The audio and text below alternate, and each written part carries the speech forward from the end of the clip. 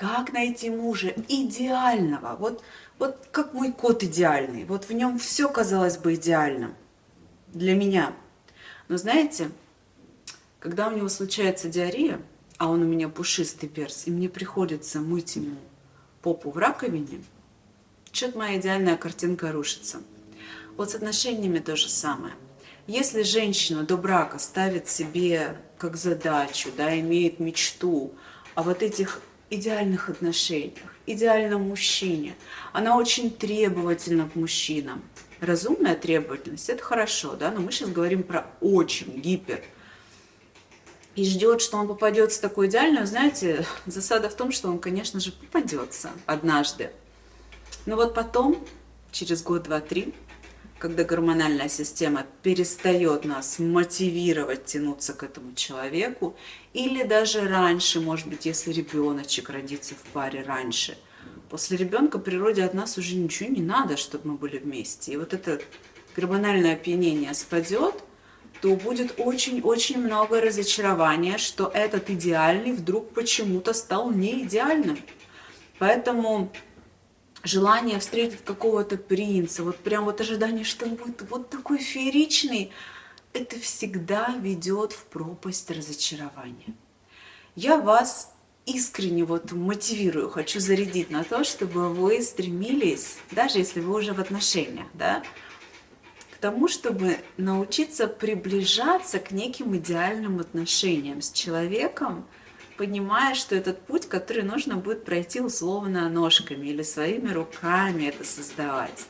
И очень важно фокусироваться на том, что не будет так, что я однажды вложу в это силы, усилия, время, знания, найду как, сделаю, как дом построить, и потом он будет вечно стоять. Представляете, лучше это в виде какой-то паутинки, которую плетет паучок, или в виде, знаете, как бабушка вяжет спицами, и вяжет, и вот всю жизнь она что-то вяжет, да, и отношения то же самое. Это что-то, где нужно делать верные стежки каждый день.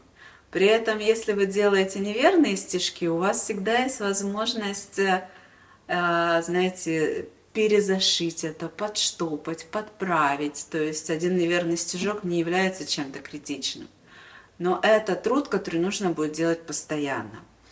И к этим идеальным отношениям можно приближаться путем, да, путем того, что вы научитесь их строить, эти отношения осознанно, даже с не очень идеальным мужчиной.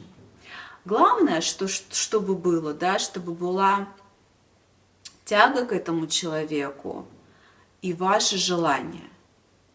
Причем тяги может быть меньше, а желания больше. Это будет, это важнее. Когда я чего-то хочу, вот это важнее. И я хочу семью именно с этим человеком.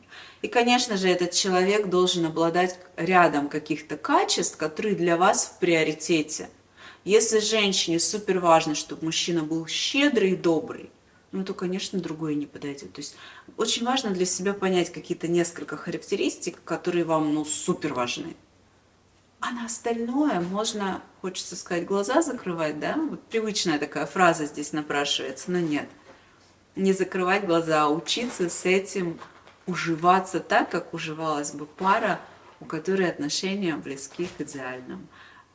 Не хочу убирать это слово, потому что оно очень мотивирует. Конечно, с точки зрения психологии правильно было бы слово «идеальные отношения», приближаться к ним, заменить на гармоничные, счастливые. Но давайте не убирать до конца эту сказку, давайте оставим вот этот немножко такую эйфорию волшебства, чтобы у нас была энергия к этому стремиться, но при этом будем понимать, что эти самые условно идеальные отношения – это отношения, в которых люди, иногда один больше, другой меньше, иногда оба, обычно кто-то все-таки тянет отношения больше на себе, больше в них осознанно вкладывает.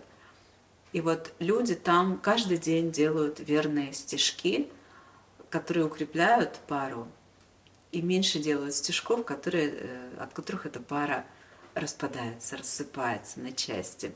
Если видео было вам полезно, пожалуйста, поддержите мой канал лайком. Подписывайтесь на канал, если еще не подписаны. И вы знаете уже, если вы на меня подписаны, что можно задавать вопросы в комментариях, потому что я захожу туда, я общаюсь с вами и стараюсь на все вопросы ответить. До встречи в следующих видео.